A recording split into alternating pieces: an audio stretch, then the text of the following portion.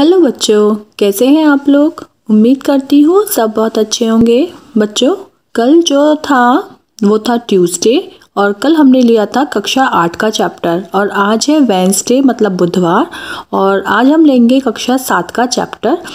कक्षा 7 के हम पार्ट 4 तक कंप्लीट कर चुके हैं। आज हम पार्ट 5 स्टार्ट करने जा रहे हैं जो कि है ऊष्मा तथा दाब। ठीक है, ये मैं आपको क्लियर कर देती हूँ कि मंडे और वेडनेसडे और फ्राइडे ये चलेगा कक्षा 7 का और ट्यूसडे, थर्सडे और सैटरडे ये चलेगा कक्षा 8 का। ठीक है, तो चलिए हम स्टार्ट करते हैं आज का टॉपिक। और आज का टॉपिक है हमारा ऊष्मा तथा दाब में पहला टॉपिक है बच्चों ताप का मापन। सबसे पहला क्वेश्चन रेज होता है कि ताप क्या है।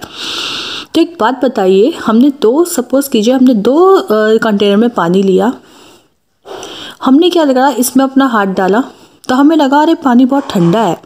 ठंडा हमें कैसे पता लगा, मतलब उसका टेम्परेचर, उसका जो तापमान है वो हमारे बॉडी के तापमान से कम है, इसलिए वो हमको ठंडा लगा।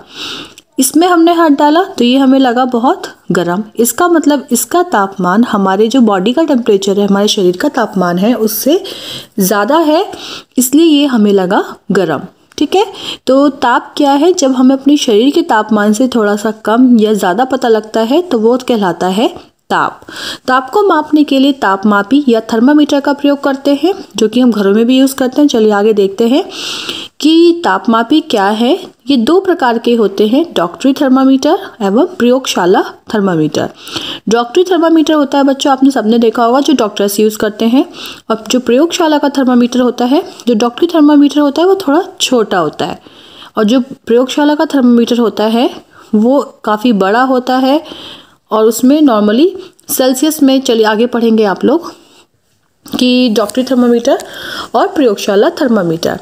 फिर आता है थर्मामीटर में दो पैमाने प्रयोग किए जाते हैं। पहला पैमाना है बच्चों सेल्सियस पैमाना, जिसको हम लिखते हैं डिग्री सी फॉर सेल्सियस, और ये जो जीरो लगा है छोटा सा ये है डिग्री का।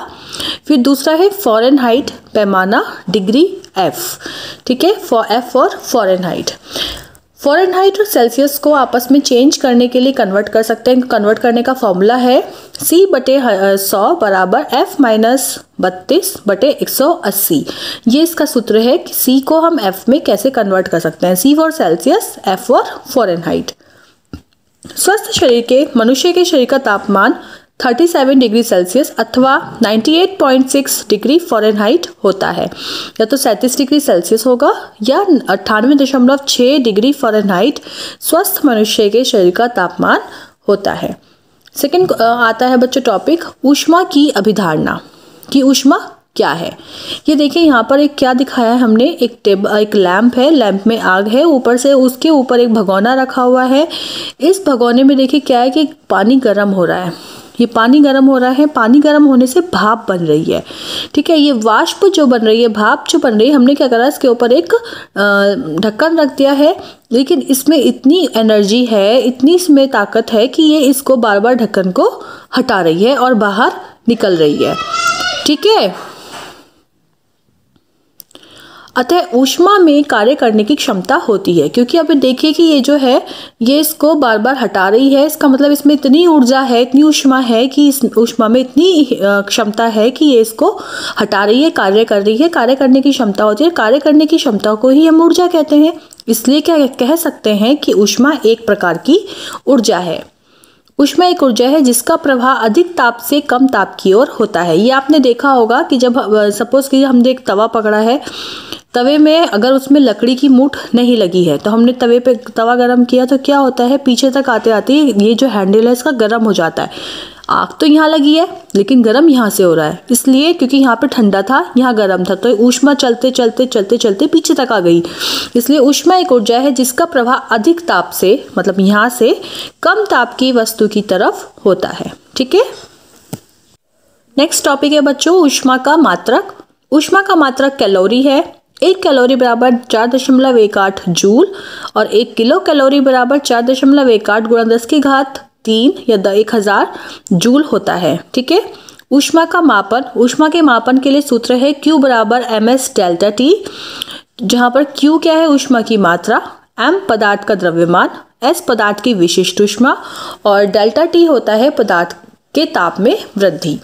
ठीक है, जब आप इसके न्यूमेरिकल्स करेंगे तब आपको ये समझ में आ जाएगा कि ताप वृद्धि क्या होती है। या फिर चलो मैं थोड़ा सा एक्सप्लेन कर देती हूँ। सपोज कीजिए एक वस्तु है, ठीक है, उसका तापमान है शुरू में 1 डिग्री सेल्सियस। ठीक है, हमने इसमें इसे आंच लगाई और इसका तापमान हो गया 10 डिग्री सेल्सियस। तो ताप में वृद्धि कितनी हुई? 9 डिग्री सेल्सियस की। पहले 1 था, बाद में 10 हो गया। तो ताप में जो वृद्धि हुई है इसकी वो 9 डिग्री सेल्सियस है, तो डेल्टा टी होगा इसमें 9 डिग्री सेल्सियस। ठीक है, अगला टॉपिक हम जो कवर करेंगे नेक्स्ट वीडियो में वो करेंगे ऊष्मा स्थानांतरण की विधियाँ। ठीक है, 3 विधियाँ हैं इसकी, हम तीनों विधियाँ डिटेल में डिस्कस करेंगे। आप जरूर देखिएगा।